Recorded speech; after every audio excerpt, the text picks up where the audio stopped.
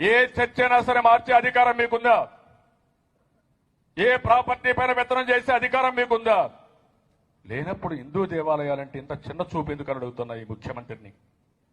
ఇది అరాచకం కాకపోతే ఏది నేను అడగాల్సిన అవసరం ఉంది. ఇంకొక పక్క కన్వర్షన్లు, ఆ విషయం కూడా చెప్పాను నేను. ఈ రోజు నేను అడుగుతున్నా, ఇన్ని రోజులు నేను గమ్మనున్నా. కన్వర్షన్ చేయడం ఏంటంటే ముఖ్యమంత్రి రాజ్యాంగ వ్యతిరేకం అవునా కాదా? ఎవడిచ్చాడు నీకు అధికారం కన్వర్షన్ చేసే అధికారం?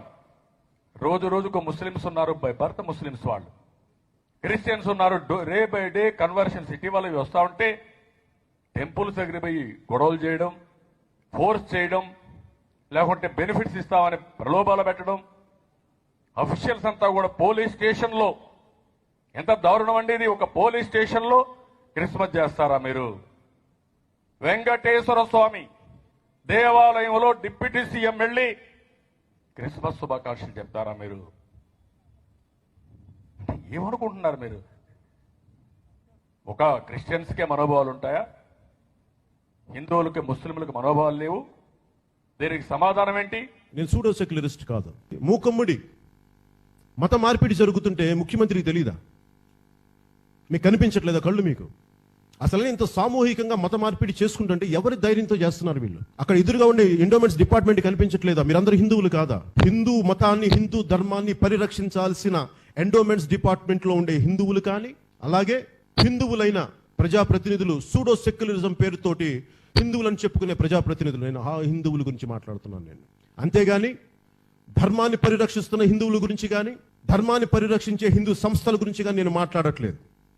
ఇది నేను ఎలాంటి వాటికి నేను సిద్ధంగా సంసిద్ధతో ఉండే మాట్లాడుతున్నాను. 40 మందిని మత మార్పిడి చేశాను నేను కృష్ణా పుష్కర్ ఘాట్స్ లో ఉన్నాం. జగన్ రెడ్డి గారి 10 కిలోమీటర్ల ఇంటి దూరంలో ఎవరి అండ చూసుకొని చేస్తున్నారు ఇది? దీనికి ఉన్న మిగతా పార్టీలో ఉండే ప్రజాప్రతినిధులు ఏం చేస్తున్నారు? సూడో సెక్యులరిజం పేరుతో ఎందుకు మీరు కాముకు కూర్చున్నారు? హిందూ ధర్మానికి దెబ్బ తగులుతుంటే మీరు ఎందుకు మాట్లాడరు? ఓట్లు పోతాయనా మీకు? అందుకని దీన్ని దృష్టిలో పెట్టుకొని మీరు నా మాటలను వక్రీకరించి ఇలాంటి చేస్తే ఊరుకునే. ఇటువంటి వెధవలకి అధికారం వస్తే రాష్ట్రంలో ఉన్న క్రైస్తవులందరినీ భయంకరంగా హింసిస్తారనడానికి ఇదే నిదర్శనం. మనసు నిండా విషం పెట్టుకుని క్రైస్తవ్యాన్ని లేకుండా చేయడానికి నానా ప్రయత్నాలు చేస్తున్నారు. ఇటు పవన్ కళ్యాణ్, చంద్రబాబు నాయుడు కలిసి క్రైస్తవ్యం మీద చేస్తున్న కుట్ర ఇది. అందుకనే జగన్మోహన్ రెడ్డి గారికి మద్దతు ఇద్దాం, మరలా అధికారాన్ని ఇచ్చి